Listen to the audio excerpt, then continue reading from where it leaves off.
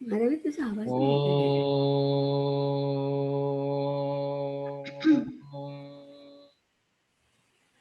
ॐ सहना भवतु सहनौ भुनक्तु सह वीर्यं करवावहै तेजस्विनावधीतमस्तु मा विद्विषावहै। ॐ शान्ति शान्ति शान्तिः। अलंकापुरी पुण्यभूमी पवित्र तिथे नांदतो ज्ञानराजा सुपात्र तया ठविता महापुण्यराशी नमस्कार माझा सद्गुरु ज्ञानेश्वरास।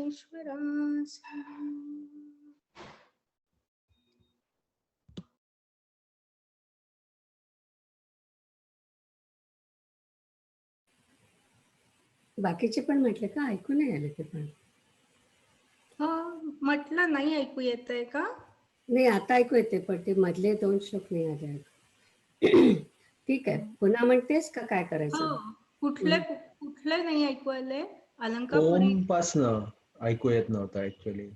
पहिला हो का? ओम आला पण त्याच्यानंतरचे तू फ्रीज झालेलीस. हो का? ओके, पुन्हा म्हणूया. ओम सहना भवतु सहनौ भुनक्तु सह वीर्यं करवावहै तेजस्विनावधीतमस्तु मा विद्विषावहै। ॐ शान्ति शान्ति शान्तिः। गुरुर्ब्रह्मा गुरुर्विष्णु गुरुर्देवो महेश्वरा गुरुः साक्षात् परब्रह्म तस्मै श्री गुरवे नमः। तस्मै श्री गुरवे नमः। तस्मै श्री गुरवे नमः। अलंकापुरी पुण्यभूमी पवित्र तिथे नांदतो ज्ञानराजा सुपात्र तया ठविता महापुण्यराशी नमस्कार माझा सद्गुरु ज्ञानेश्वरासी।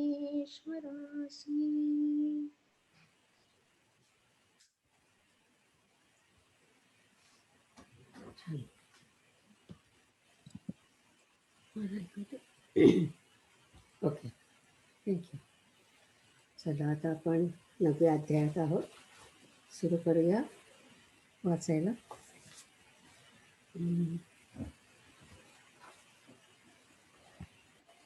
महेश समरी सांगणार आहे. हो मी हो. सारांशाने सुरुवात करतो. हम्म.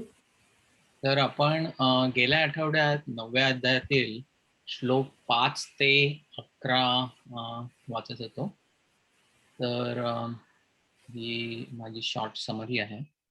सो मी प्रत्येक श्लोकात ची समरी सांगण्यापेक्षा आता सर्वत्र एकत्रच सांगतो, कारण they kind of go all together. So Shrikrishna अर्जुनाला सांगतात, मी विश्वासहित विश्वाचा आत्मा आहे. ज्याप्रमाणे सूर्य आणि सूर्याचा प्रकाश एकच आहे, त्याप्रमाणे सर्व प्राणी आणि मी एकच आहे. आकाश जसे जेवढे आहे तेवढंच तसाच वायू आकाशात असतो. सहज पंखा हलवून तो वेगळा भासतो, पण तो एकच आहे. त्याप्रमाणे प्राणी मात्र काही कल्पिले तर भासतात, आणि जर कल्पना नाही केली तर नाहीतच. त्या ठिकाणी सर्व मीच आहे. भूतांचे असणे आणि नसणे हे कल्पनेच्या योगाने होते. ते कल्पना करणारे भूतच जेव्हा नाहीसे होते, तेव्हा भूतांचे असणे आणि नसणे हा व्यवहार कोठून असणार? सर्व प्राणीमात्रांना मायाच उत्पन्न करते आणि तीच त्यांचा नाश करते. जाग आली म्हणजे स्वप्न मनातल्या मनात नाहीसे होते. त्याप्रमाणे कल्पक्षयाच्या वेळी प्रकृतीपासून झालेले जग पुन्हा प्रकृतीत लीन होते. नंतर पुन्हा कल्पाच्या आरंभी मीच सृष्टी उत्पन्न करतो असे लोक बोलतात, तर याविषयी खरा विचार कर. या माझ्या मायेचा मी जेव्हा अंगीकार करतो तेव्हा मायाच पंचमहाभूतात्मक जगाच्या आकाराने प्रकट होते. सर्व भूतसमुदायास प्रकृतीचं मूळ आहे. प्रकृतीचे कर्म मात्र मला बांधू शकत नाही. सर्व भूतांमध्ये मी असून त्यांच्याकडून होणाऱ्या कर्मापासून मी उदासीन आहे. लोकांच्या सर्व व्यापाराला सूर्य जसा निमित्त मात्र आहे, त्याप्रमाणे जगाच्या उत्पत्तीला मी हेतू आहे. माझ्या ठिकाणी सर्व प्राणी आहेत, पण मी प्राण्यांमध्ये नाही. भूते माझ्या ठिकाणी नाहीत आणि भूतांमध्ये मी नाही. मी आता आपला 11वा श्लोक श्लोकाच्या उभ्या राहिल्या, त्यामुळे मी ते कव्हर नाही केलेलं आता. ओके, छान छान झाली सगळी.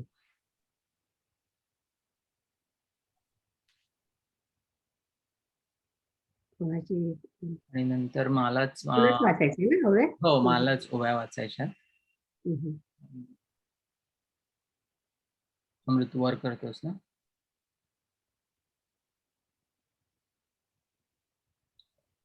तर हे श्लोक झालाय, अर्थ झालाय, आता ओव्या वाचायच्या.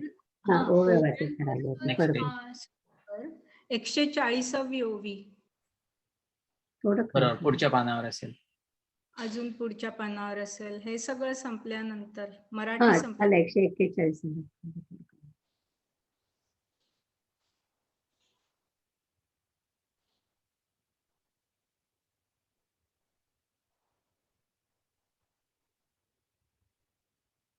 हम्म.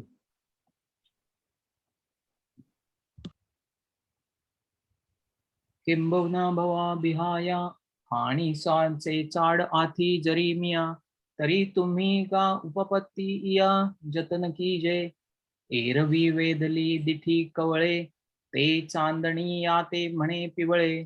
तेवी माझा स्वरूपी निर्मळे, देखाल दोष ना तरी ज्वरे विटाळले मुख. ते दुधाते म्हणे कडू विख, तेवी अमानुषा मानुष मानाल माते. म्हणून पुढती तू धनंजया, जणे विसंबसी या अभिप्राया. जे इया स्थूलदृष्टी वाया, जाईल जेगा. पै स्थूलदृष्टी देखती माते, त्यांची न देखणे जाण निरुत्ते. जैसे स्वप्नीचेनी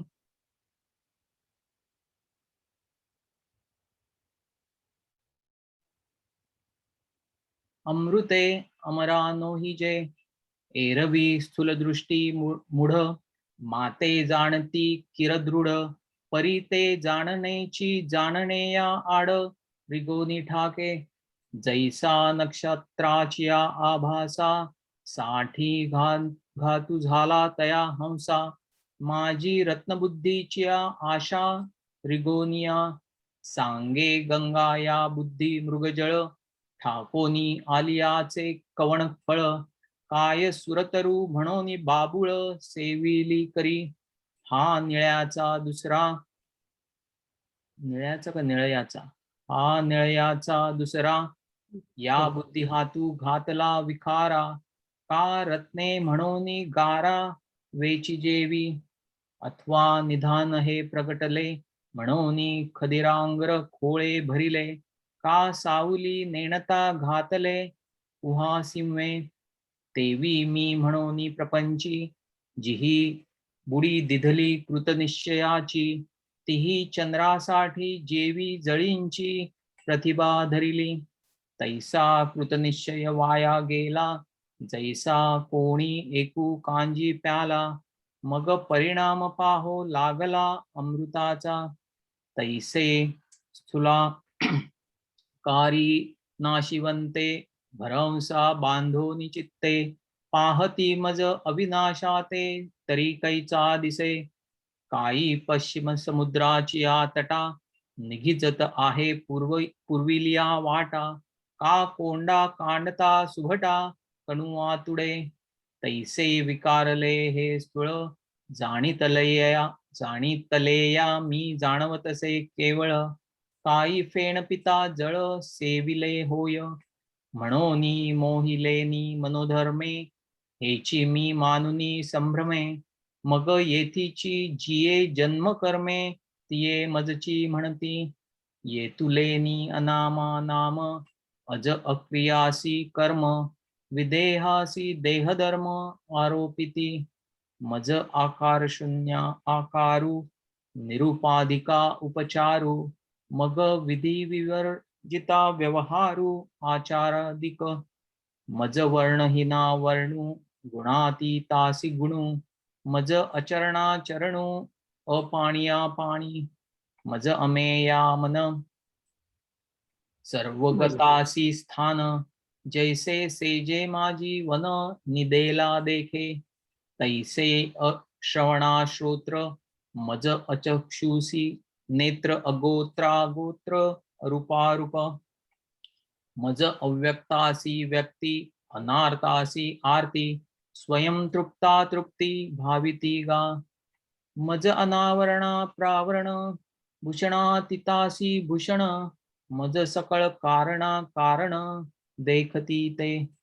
मज सहजाते करीती स्वयंभाते प्रतिष्ठिती. निरंतराते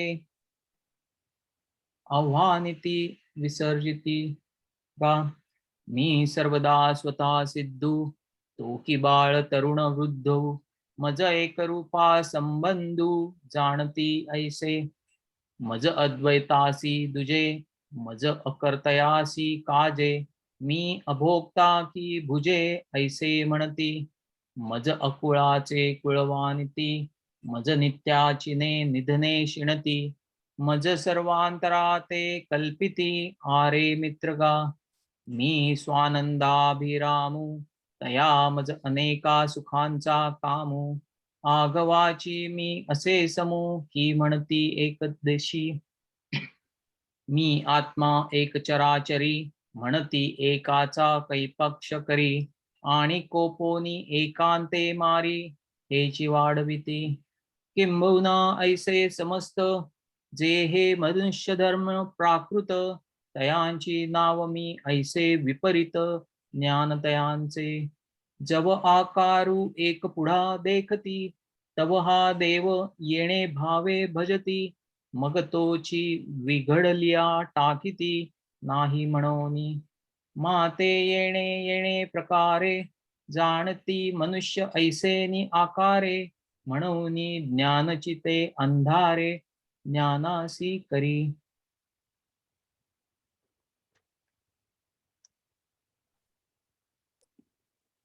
12वा कोणाचा आहे आता?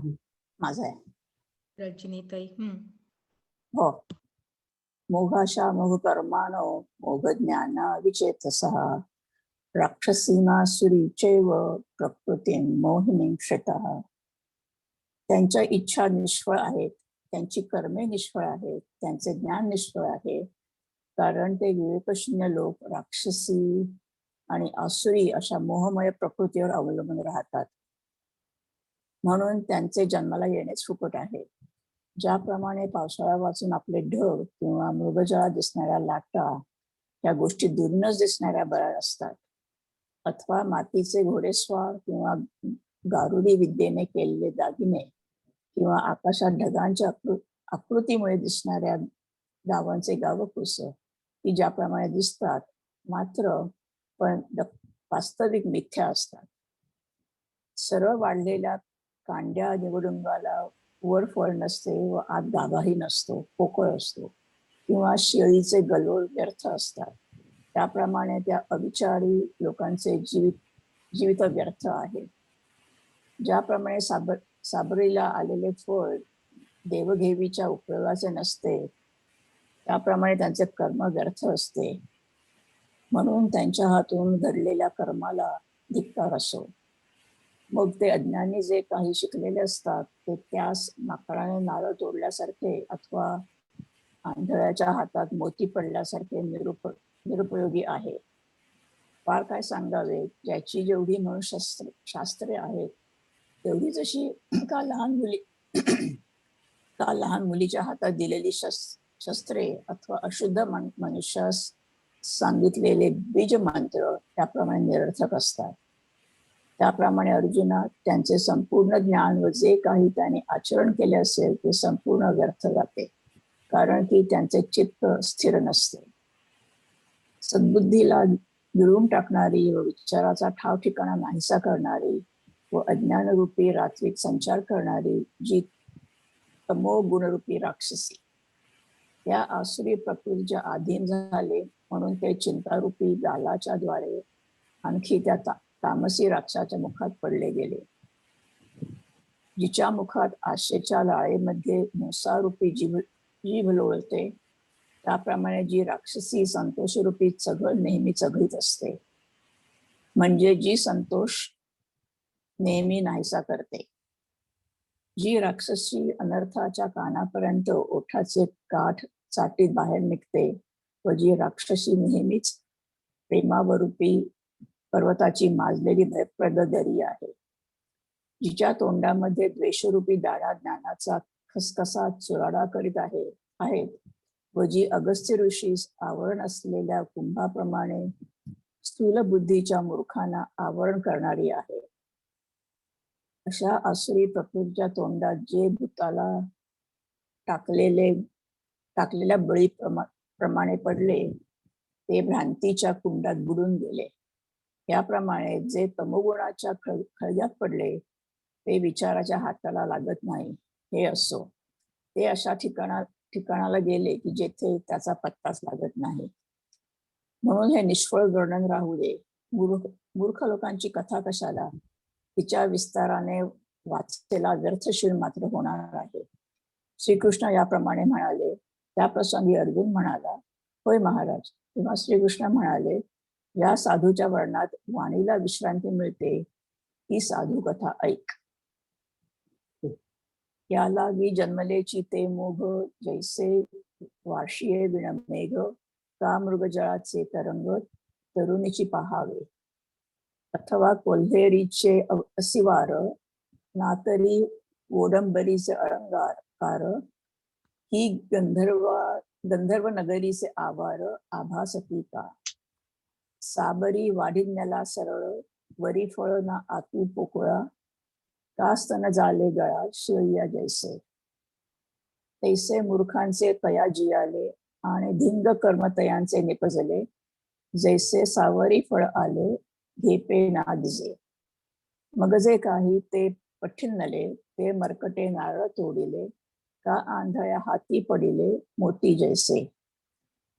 किंबहुना तयाचे शास्त्रे जैशी कुमारी हाती दिधली शस्त्रे, का अशौचा मंत्रे विजय कथिली. तैसे ज्ञानजात तया आणि जे काही आचरले गा धनंजया, ते आघवेची गेले वाया जे चित्तहीन.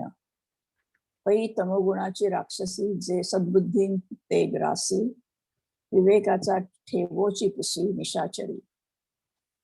तिये प्रकृती वरपड झाले म्हणून चिंतेचेने कपोले गेले, वरी तामसीयेची पडिले मुखा माझी.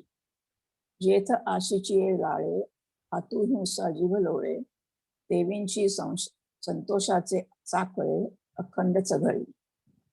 जे अनार्थाचे कानवेरी वळुवे चाटीत निहे बाहेरी, जे प्रमाद पर्वतांची दरी सदाची मातली. येथ द्वेषाची या दाढा खसखसा ज्ञानाचा करदी रगडा, जे अगस्ती गवसणी मूढा स्थूल बुद्धी. ऐसे आसुरिये प्रकृतींचा तोंडी, जे झाले गाभ तोंडी, ते बुडवणे गेले कुंडी या मोहाचा. एवं तामाची पडिले गर्ते, न पविजतीची विचारचेनी जाते हाते. हे असो ते गेले जेथे ते शुद्धीची नाही. म्हणून असो तू इये वायाने, कायशी मूर्खांची बोलणे, वाया वाढविता वाणी शिणेल हन. ऐसे बोलिले देव, तेथ जी म्हणतील पांडवे, ऐके जेथ वाचा विसावे, ते साधू कथा.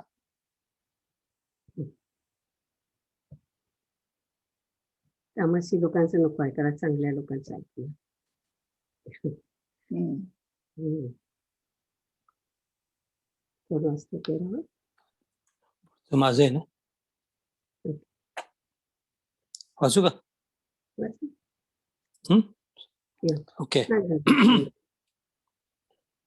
महात्मानस्तु मां पार्थ दैवीं प्रकृतिमाश्रिताः भजन्त्यनन्य मनसो ध्यात्वा भूतादिम व्ययम्. याचा अर्थ, हे पार्था, पण दैवी प्रकृतीचा आश्रय करणारे महात्मे भूतांचे आदिकारण व क्षयरहित अशा मला जाणून अनन्य होऊन माझी भक्ती करतात. ज्यांच्या शुद्ध मनरूपी क्षेत्रात मी क्षेत्र संन्यासी होऊन राहतो व जे पुरुष निजले असता वैराग्य त्याची उपासना करते, ज्यांच्या कळकळीच्या चांगल्या वासनेत धर्म राज्य करतो व ज्यांचे तृप्त मन विचारास जीवन आहे, ज्यांनी ज्ञानरूपी गंगेत स्नान केलेले आहे व जे पुरुष पूर्णता जेवून तृप्त झाले आहेत आणि जे पुरुष शांतिरूपी वेलीला फुटलेली कोवळी पाने आहेत, जे पुरुष परिणामाला पूर्ण अवस्थेला फुटलेले अंकुर आहेत, जे सात्विक धैर्यरूपी मांडवांचे खांब आहेत, जे पुरुष ब्रह्मानंद रूपी समुद्रात तुडुंब बुडवून भरलेले घट आहेत, ज्यांना भक्तीची एवढी प्राप्ती झालेली असते की ते मोक्षाला पलीकडे हो असे म्हणतात, ज्यांच्या सहज कर्माचरणामध्ये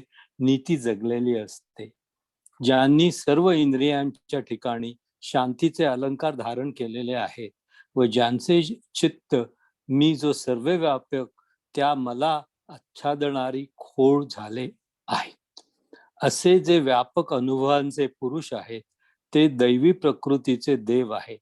ते महात्मे हे सर्व माझे स्वरूप आहे असे जाणून मग वाढत्या प्रेमाने मला भजतात.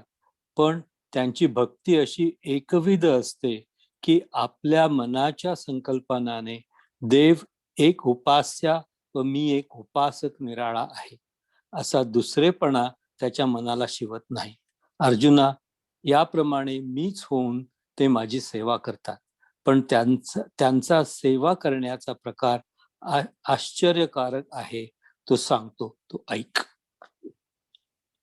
तरी जयांची चौकठे मानसी, मी होईनी असे क्षेत्र संन्यासी, जया निजे लिया ते उपासी वैराग्य गा, जयाची आस्तिचिया सद्भावा, आतु धर्म करी राणीवा, जयांचे मन ओलावा विवेकासी, जे ज्ञान गंगे नाहाले पूर्णता जेऊनी धाले, ते जे शांतीसी आले पालव नवे, जे परिणामा निघाले कोंब, जे धैर्य मंडपाचे स्तंभ, जे आनंद समुद्री कुंभ चुबकळोनी भरिले, जया भक्तीची घेतुली प्राप्ती, जे कैवल्याते परवते सर म्हणती, जयांची लिले माझी नीती जी आली दिसे, जे आगवांची करणी लेईले शांतीची लेणी, जयाचे चित्त गवसणी व्यापका मज,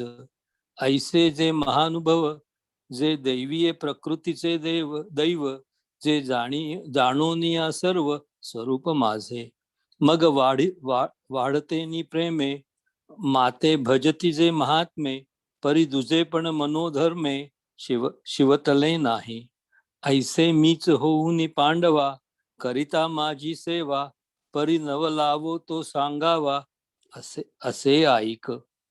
एक मिनिट थांबायचे हा हा हा.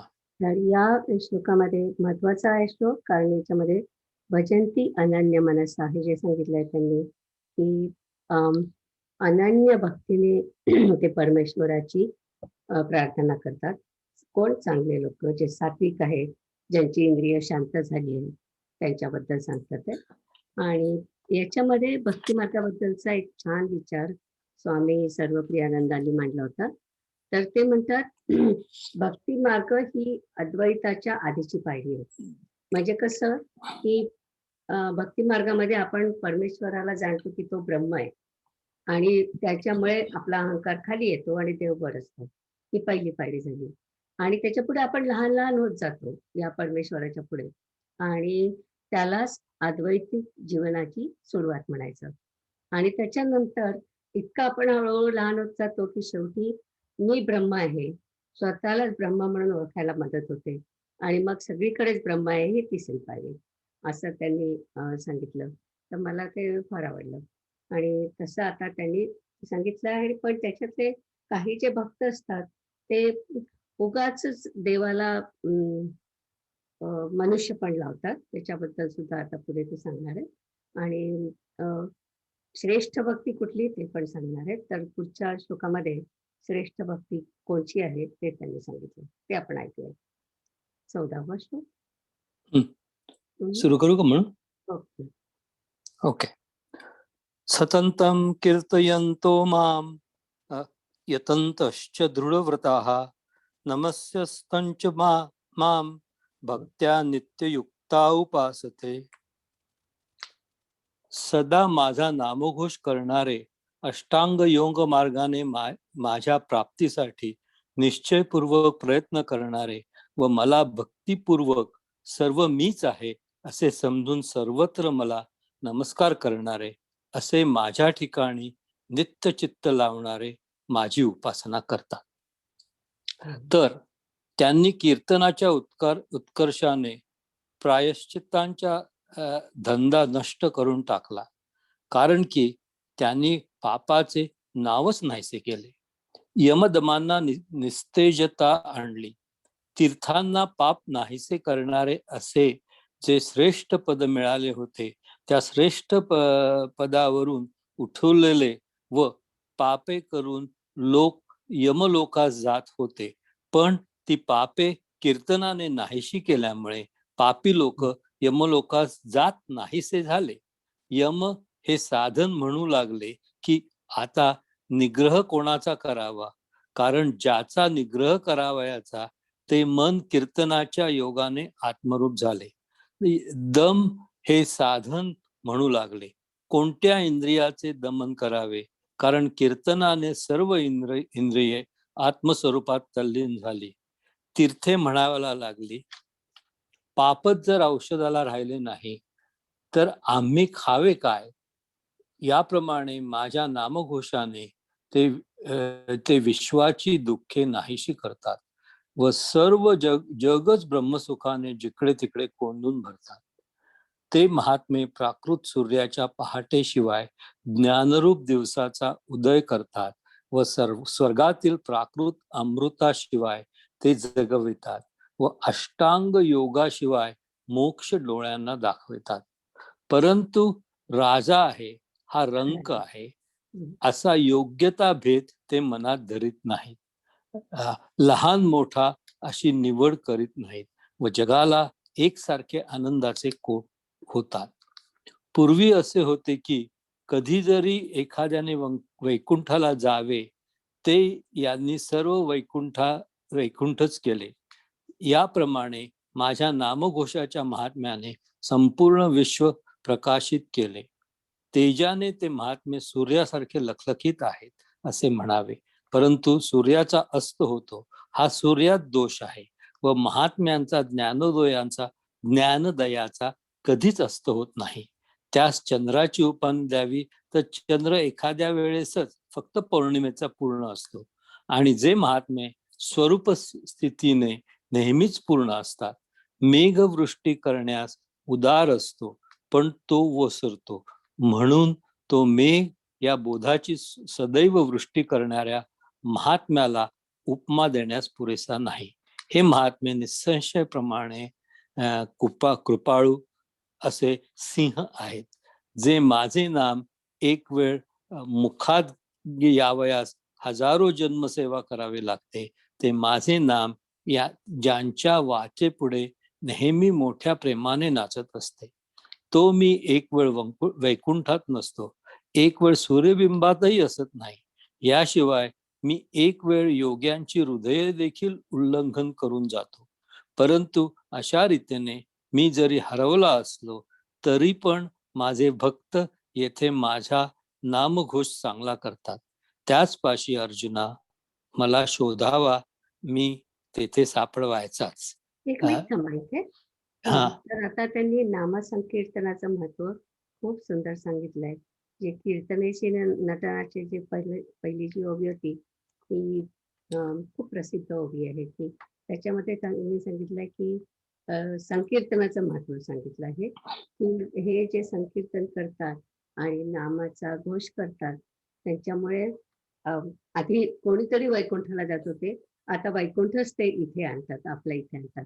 अशा प्रकारे त्यांचं खूप कौतुक केलंय त्यांनी.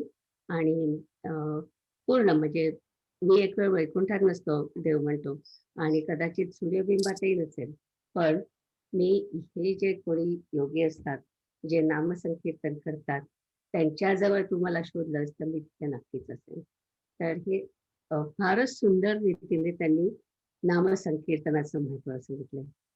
पुढे जाऊया. ओके. ते महात्मे माझे गुण गाण्यात असे तृप्त झाले आहेत की त्या योगाने त्यास आपण कुठे आहोत व आपला काल भजनात किती गेला याची खबरच नसते. ते कीर्तनाच्या सुखाने आपल्या ठिकाणीच आपले स्वरूप होऊन राहिले आहेत. ते महात्मे कृष्ण, विष्णू, हरी, गोविंद या नामाचे केवळ कथन करतात व मधून मधून स्पष्ट रीतीने पुष्कळ आत्मचर्या करतात. आता हे फार वर्णन करणे राहू दे. अर्जुना ऐक, याप्रमाणे माझे किती एक भक्त माझी कथा करीत चराचरामध्ये संचार करीत असतात. अर्जुना, मग किती एक जे आहेत त्यांनी सहजच मोठ्या तत्परतेने 5 प्राण व मन हे वाटाडे बरोबर घेऊन. आता इथं मी थांबणार आहे. नाही, वाक्य पूर्ण करू ते ठेवल्या कुठलं? 13 पर्यंतच 13 पर्यंत जाऊ. ओके. बाहेरच्या बाजूला यमनियमांचे काटेरी कुंपण लावले आणि त्या कुंपणाच्या आत मूळबंधांचा कोट तयार केला व त्या कोटावर प्राणायाम रूपी चालू असलेल्या तोफा ठेवल्या. ओके. ओव्या वाजता 213 पर्यंत आणि मग नंतर दुसऱ्या कोणाला. मला वाटतं अमृत, जर का आपण ते जुना फॉर्मॅट घेतलं तर सोपं जाईल का? कारण आता ओव्या खूप आहेत एकेका श्लोकासाठी. जवळजवळ 50-60 ओव्या आहेत एकेका श्लोकाला. Yeah, we'll go up to the 213 now. Yeah. From here, right? Yeah. पण पुढच्या वेळी आपण जर का तो जुना फॉर्मॅट घेतला तर होईल मदत. सोपं जाईल थोडस. बरोबर. वाच. ओके, सुरू करू का? नीलिमाताई, तुम्ही मला एकदा म्हणाला होतात ना गेल्या वेळी की कुठल्या ओव्या तू म्हणाली, म्हणजे की तर ह्या ज्या ओव्या आहेत त्या सगळ्या ओव्या अतिशय तुम्ही म्हणालात तशा महत्वाच्या आहेत आमच्या वारकरी संप्रदायामध्ये. किंवा आम्ही जसं मी तुम्हाला गेल्या वेळी पण म्हटलं होतं की असं 8 दिवसाचा जो उत्सव असायचा ना, तर ते उत्सव म्हणजे तुकाराम महाराजांचा उत्सव किंवा एकनाथ महाराजांचा उत्सव भिवंडीला असायचा, तर त्यांची जी पत्रिका छापलेली असायची त्याच्यात सगळ्यात वरती ही ओवी असायची. तरी कीर्तनाचे नाशिले व्यवसाय प्रायश्चित्तांचे. आणि मग ते म्हणजे सतत सकाळी 6 वाजल्यापासून ते रात्री 12 वाजेपर्यंत सतत हा नामघोष असायचा, म्हणजे तिथे पूर्ण 8 दिवस बेसिकली. तर ते हे सगळं आता वाचताना मला ते व्यवस्थित तेच सगळं डोळ्यासमोर येत होतं. म्हणजे हे जे आमचे महाराज होते शांताराम भाऊ जयवंत, त्यांचंच हे सगळं वर्णन आहे असं वाटतं म्हणजे वाचताना.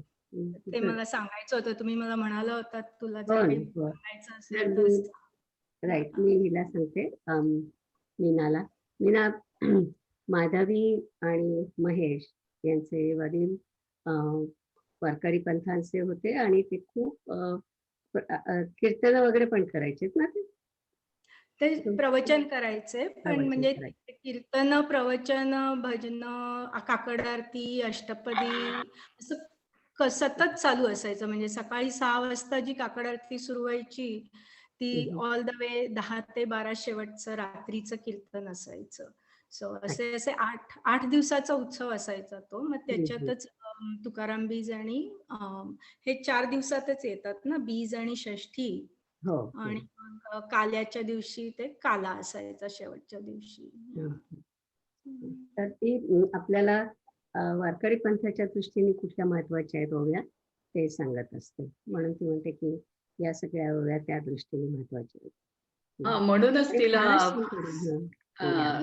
बॅकग्राऊंड खूप छान आहे. गेल्या वेळेचा तिचा सारांश पण चांगला झाला होता माधवीचा.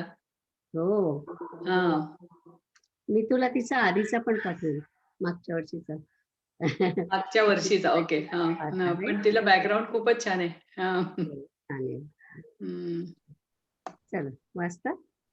वाचू कोण मी वाचून वाचतोय ना. हम्म.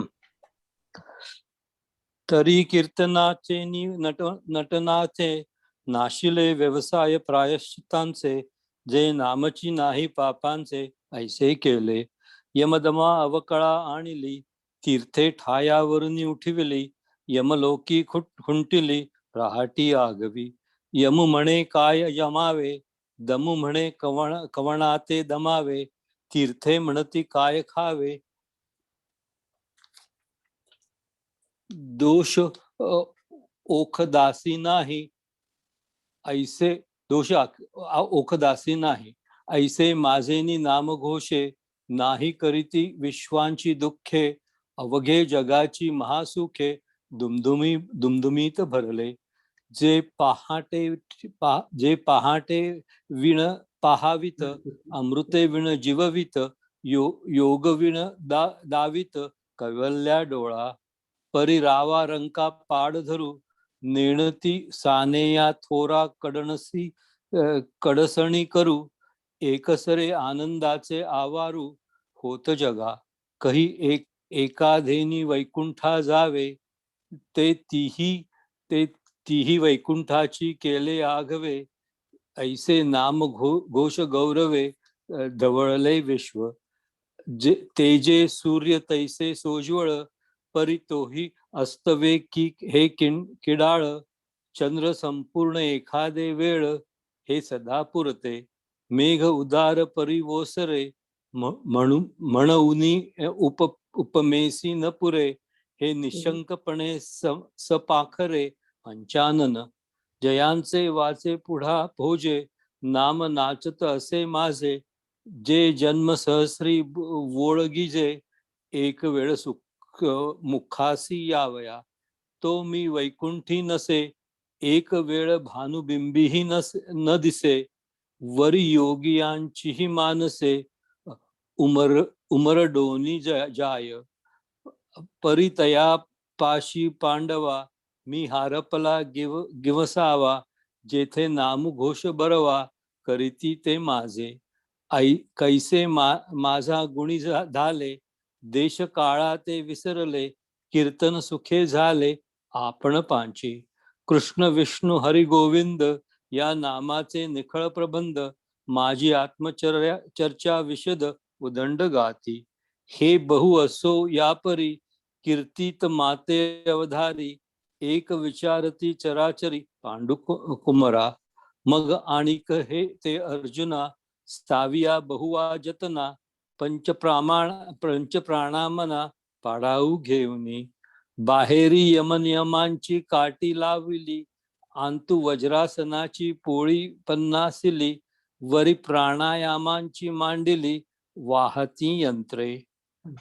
दर छान झालं. आता कोण वाचते? मी वाचते. आपल्याला शैलेश. अर्थ वाचावा लागेल. हा, शैलेश आधी आपल्याला अर्थ वाचावा लागेल आणि मग नंतर इथे ना, तेथे कुंडलिनीच्या प्रकाशात तिकडनं. तेथे कुंडलिनीच्या प्रकाशाने व मन आणि प्राणवायू यांच्या मदतीने 17वी जी जीवनकला हेच कोणी एक तळे ते त्यांनी बळकावले. त्यावेळी प्रत्याहाराने मोठा पराक्रम केला, तो असा की त्यामुळे विकारांची भाषा संपली व त्याने इंद्रियांना हृदयाच्या आत बांधून आणले. तो इतक्यात धारणरूपी घोड्यांनी गर्दी केली व त्यांच्या बळाने योगी साधकांनी पृथ्वी वगैरे महाभूतांना एकत्र केले व नंतर त्यांनी संकल्पाचे चतुरंग सैन्य मन, बुद्धी, चित्त, अहंकार ठार केले. त्यानंतर जय झाला रे झाला म्हणून ध्यानाची नौबत वाजू लागली व स्वरूप ऐक्याचे एकछत्र एकसत्ता चमकत असलेले दिसले. नंतर समाधी रूपी लक्ष्मीचे जे आत्मनुभव रूपी संपूर्ण राज्य सुख त्याचा समरसतेने त्यास राज्याभिषेक झाला. पहा अर्जुना, याप्रमाणे हे माझे अष्टांग योगद्वारा होणारे भजन फार कठीण आहे. आता कितीएक मला दुसऱ्या प्रकाराने नमनरूप भक्तीने भसतात. तो प्रकार सांगतो, ऐक. तर वस्त्रामध्ये ज्याप्रमाणे एका पदरापासून दुसऱ्या पदरापर्यंत एक सूतच असते, त्याप्रमाणे सजीव व निर्जीव पदार्थात माझ्या वाचून दुसऱ्यास ते ओळखत नाही. ब्रह्मदेवापासून आरंभ करून अखेर चिलटापर्यंत मध्ये जे काही आहे ते सर्व माझे स्वरूप आहे. हे जाणून मग मोठा लहान याचा विचार न करावा. न करता किंवा सजीव व निर्जीव हा भेद न करता जो पदार्थ दृष्टीपुढे येईल त्यास मीच परमात्माच समजून ते सरळ लोटांगण घालतात. त्यास आपल्या श्रेष्ठपणाची आठवण नसते व समोर असलेले योग्य आहे किंवा अयोग्य आहे हे काही न जाणता वस्तुमात्राला उद्देशून सरसकट नमस्कार करणेच त्यांना आवडते. उंचावरून पडलेले पाणी जसे सखल जागेकडे आपोआप जाऊ लागते, त्याचप्रमाणे समोर दिसलेल्या प्राणीमात्रास नमस्कार करण्याचाच त्यांचा स्वभाव असतो. अथवा पहा की भाराने लगडलेल्या झाडाची फांदी जशी सहजच जमिनीकडे लावते, त्याप्रमाणे सर्व प्राणीमात्रांपुढे ते नम्रपणे लावतात. ते नेहमी निरभिमान होऊन राहिलेले असतात व नम्रपणा हीच त्यांची संपत्ती असते. ती संपत्ती ते जय जय मंत्राने माझ्याच ठिकाणी अर्पण करतात. नमस्कार करीत असताना मान व अभिमान हे नाहीसे झाले म्हणून ते सहजगत्या मद्रूप झाले. याप्रमाणे माझ्या स्वरूपात मिसळून ते माझी निरंतर उपासना करतात. अर्जुना, तुला ही श्रेष्ठ प्रीतीची भक्ती सांगितली. आता ज्ञानरूप यज्ञाने जे माझी आराधना करतात त्या भक्तांचा प्रकार ऐक. परंतु ही भजन करण्याची रीती अर्जुना तुला माहीत आहेच, कारण आम्ही या गोष्टी मागे अध्याय 4 श्लोक 33-42 तुला सांगितले आहेत. तेव्हा अर्जुन म्हणाला, होय महाराज, मी जाणत आहे व हे देवाच्या प्रसादाने कार्य आहे, म्हणून अमृताचे भोजन मिळाल्यावर पुरे आता नको असे म्हणवेल काय? अर्जुनाच्या वरील बोलण्यावरून तो हे जाणण्याविषयी उत्सुक आहे असे पाहून लागलीच अंतःकरणात संतोष झाल्यामुळे श्रीकृष्ण डोलावयास लागले. श्रीकृष्ण म्हणाले, अर्जुना, फार चांगले केलेस. नाहीतर मागे एकवार सांगितले असल्यामुळे हा मुळीच बोलण्याचा प्रसंग नव्हता, परंतु तुझी कळकळ मला बोलण्यास भाग पाडते. तेव्हा अर्जुन म्हणाला, असे काय म्हणता? चकोर पक्षी असला तरच चंद्र उगवतो, एरवी उगवत नाही काय? महाराज, जगाला शांत करावे हा त्याच्या चंद्राच्या ठिकाणी स्वभावच आहे. आता जे चकोर आहेत ते केवळ आपलीच शांतता व्हावी या इच्छेने चंद्राकडे चोच करतात. त्याप्रमाणे आमची विनंती ती किती थोडी आहे, पण देवा, आपण कृपासिंधू आहात. महाराज, मेघ हा आपल्या उदारपणाच्या वर्षावाने संपूर्ण जगाच्या पीडा घालवितो. वास्तविक पाहिले तर त्या पावसाच्याच वृष्टीच्या मानाने चातकाची तहान ती केवढी, परंतु एक चुळभर पाण्याची इच्छा असली तरी ज्याप्रमाणे गंगेलाच जावे लागते, त्याप्रमाणे आमची ऐकण्याविषयीची इच्छा फार असो अथवा थोडी असो तरी ते देवानीच सांगितले पाहिजे. त्यावेळी श्रीकृष्ण म्हणाले, हे असू दे. तुझी आस्था पाहून जो काही आम्हास आनंद झाला आहे त्याच्यावर आता स्तुती सहन होईल असे राहिले नाही. तू उत्तम तऱ्हेने ऐकत आहेस तेच आमच्या बोलण्याला बोलावून आणण्याचे काम करते. याप्रमाणे अर्जुनास शाबासकी देऊन श्रीकृष्णांनी बोलण्यास प्रारंभ केला. तर आता 1 मिनिट थांबायचं, मी त्याच्याबद्दल बोलते, मग तुम्ही वाचा. याच्यामध्ये ही जी कल्पना आहे की सर्वात श्रेष्ठ भक्त कोणतं, तर जे नम्रपणे लावतात, माझ्याशी एकरूप जातात. आणि मला ती उपमा आवडते की लगडलेल्या फळांची फांदी जशी आपोआप खाली लावते, तसा जितका भक्त श्रेष्ठ तितका तो नम्र असतो.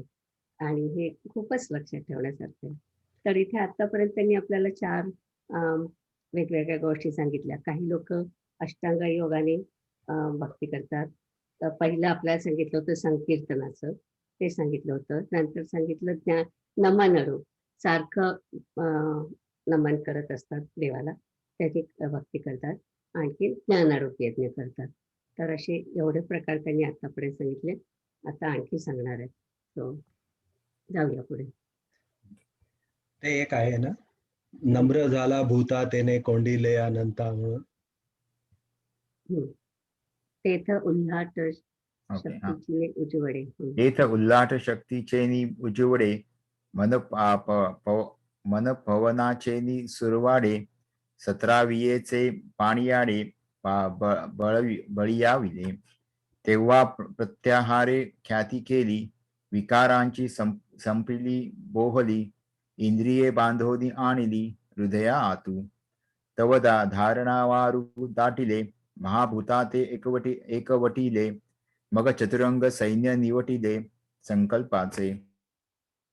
तयावरी जैतरे जैत, म्हणून ध्यानाचे निशाण वाजत, दिसे तन्मयाचे झळकत एकछत्र.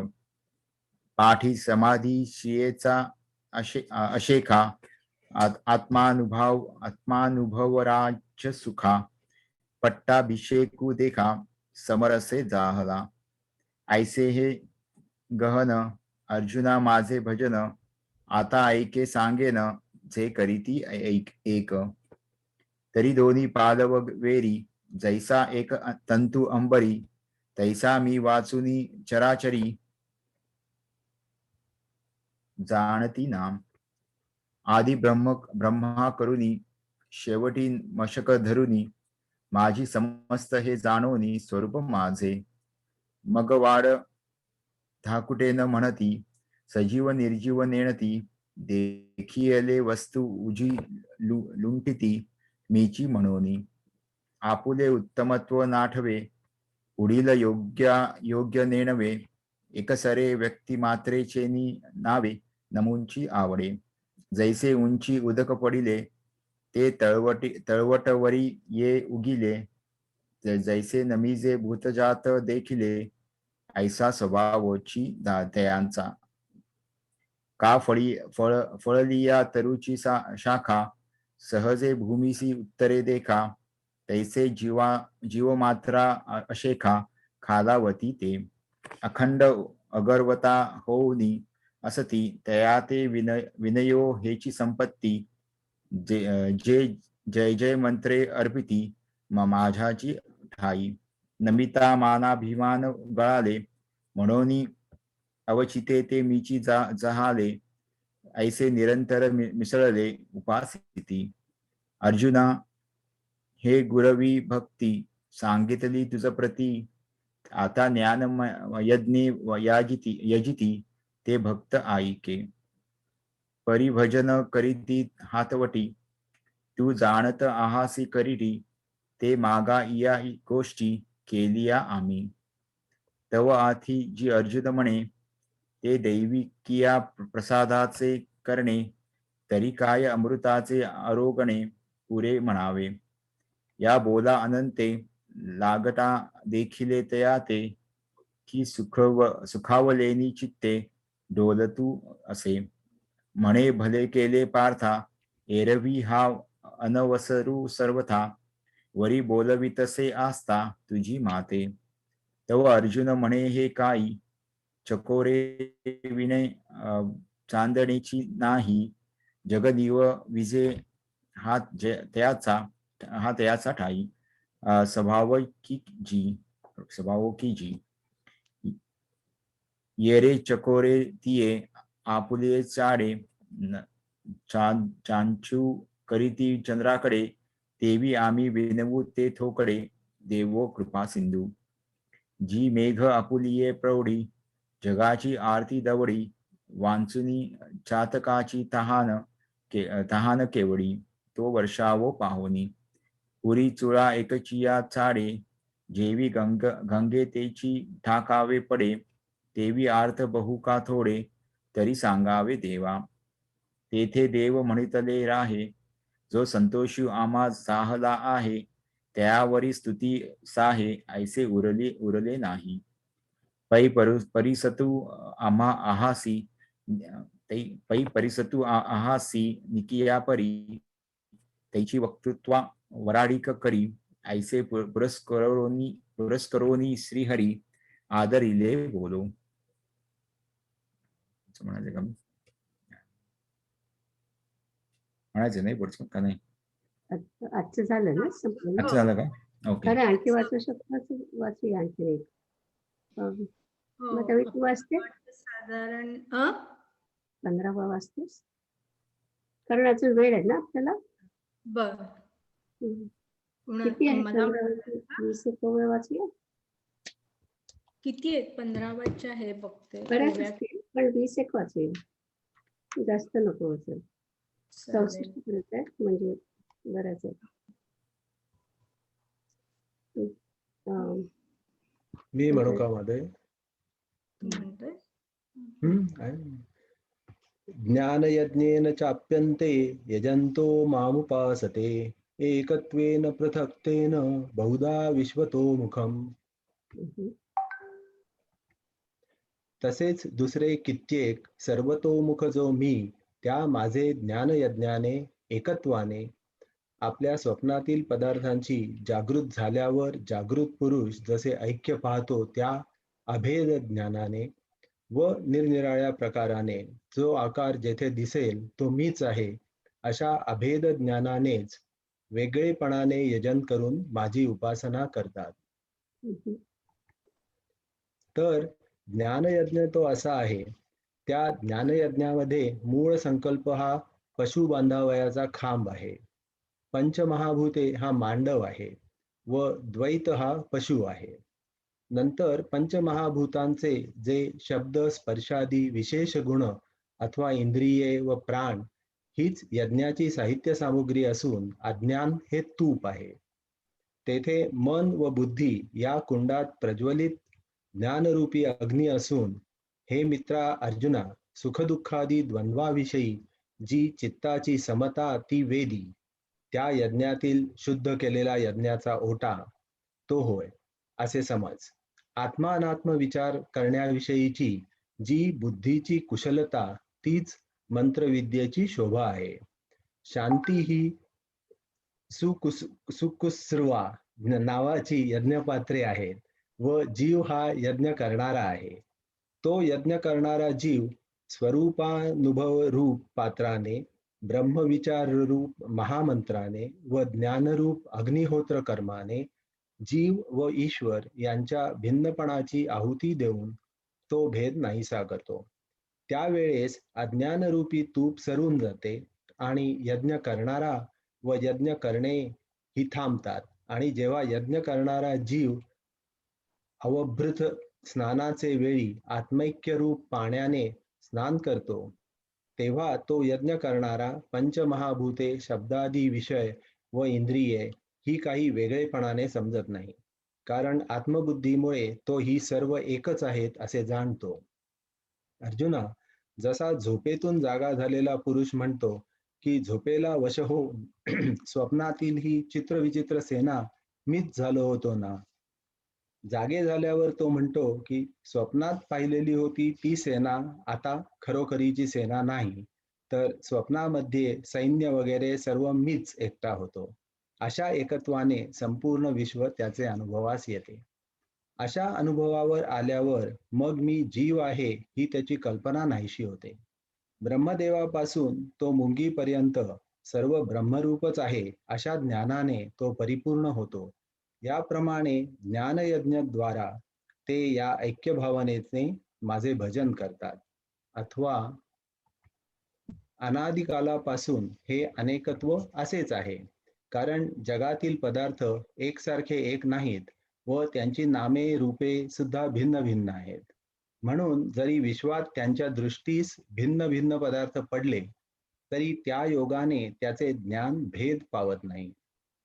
ज्याप्रमाणे अवयव निरनिराळे आहेत खरे, परंतु ते सर्व एकाच देहाचे आहेत. अथवा जशा लहान मोठ्या फांद्या आहेत खऱ्या, परंतु त्या एकाच झाडाच्या असतात. व ज्याप्रमाणे किरणे अनेक खरी, परंतु एकाच सूर्याची असतात.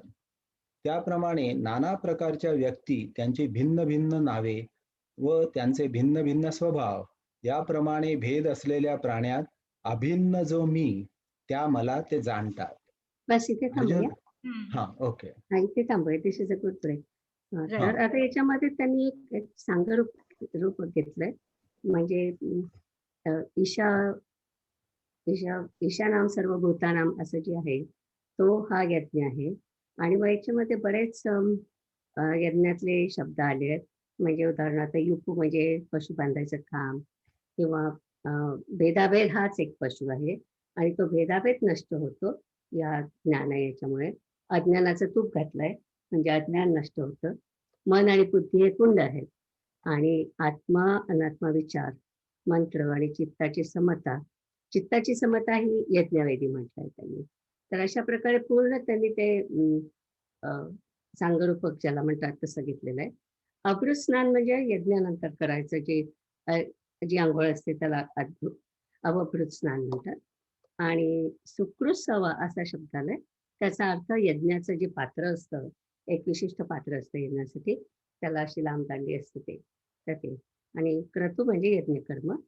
स्वधा म्हणजे पितरांना द्यायच्या आहुतीचं यज्ञ. आणि शेवटी स्वाहा म्हणजे देवांना द्यायच्या आहुतीचं यज्ञ, अन्न. तर अशा प्रकारचे अनेक शब्द त्यांनी यज्ञाच्या संदर्भातले याच्यात घातलेले. पण आता आपण ओव्या वाचू.